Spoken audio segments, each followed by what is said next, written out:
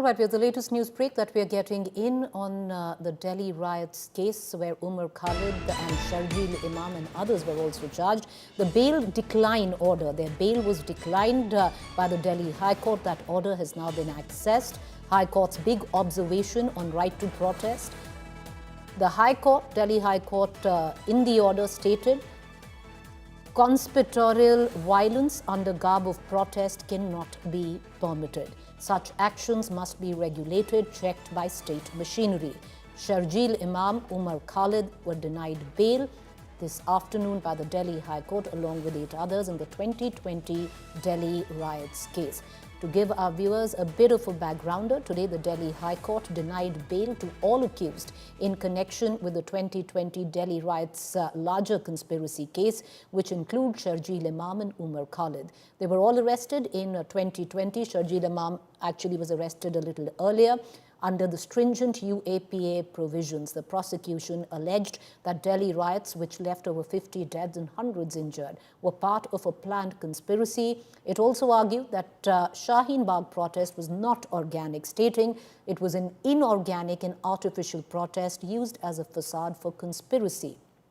The accused sought bail, citing over 4 years of incarceration and the slow pace of the trial. The real arguments in the trial are yet to start, but bail has still not been given.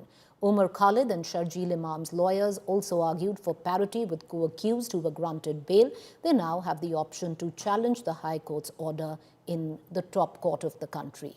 I want to cut across to my colleague Anisha Mathur, who's going to give us the finer points of the case, because Anisha, there is a huge segment which seems to suggest 5 years in jail, no bail, trial yet to start. If this is not justice delayed, then what is? Well, Preeti, to answer those who are raising this delayed justice argument, in fact, this is exactly the point that was made by all these appellants, all these persons accused before the High Court, that it has been now 5 years. The trial is yet to begin. In fact, there is only the trial is currently at the stage only of arguments on framing of charges, which means there is going to be a very long time for the trial to actually happen. But what the High Court has said is that just the prima facie delay on its own is not, and I'm reading out here, grant of bail on the sole ground of long incarceration and delay of trial is not universally applicable rule in all cases.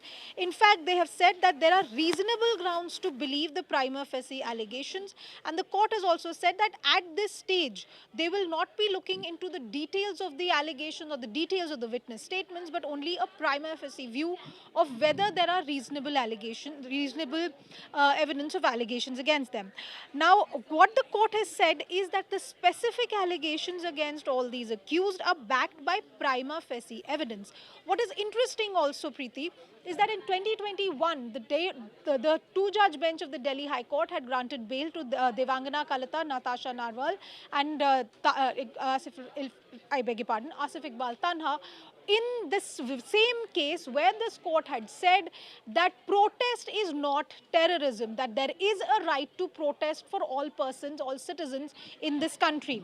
Now, however, the two-judge bench of the Delhi High Court is saying that they cannot get parity with Devangana Kalata judgment because there are prima facie allegations against these persons. In fact, they have said that there is no absolute right to protest in the country, that unfettered right to protest would damage the constitutional framework and impinge on law and order. So a clear turnaround by the Delhi High Court in how they have viewed these riots, the anti-CAA protests as well. So remember, this case is the larger conspiracy case. There are UAPA allegations, which means that allegations are of conspiracy to commit terrorist activity, of raising funds for terrorist activity, for incitement of terrorist activity, rioting, murder, damage to public property, as well as allegations under the Arms Act and several other offences. Now, what the court has said that there is there are specific allegations against the 9 persons who had come before the Delhi High Court now. And remember, these people have also been before the Delhi High Court since 2022. It has been over 3 years since their bail petitions have remained before the Delhi High Court as well. But the court has said, we are of the view that each member, I'm quoting here, each member of the conspiracy, particularly the present appellants, were prima facie assigned a specific role in furtherance of the conspiracy till its execution.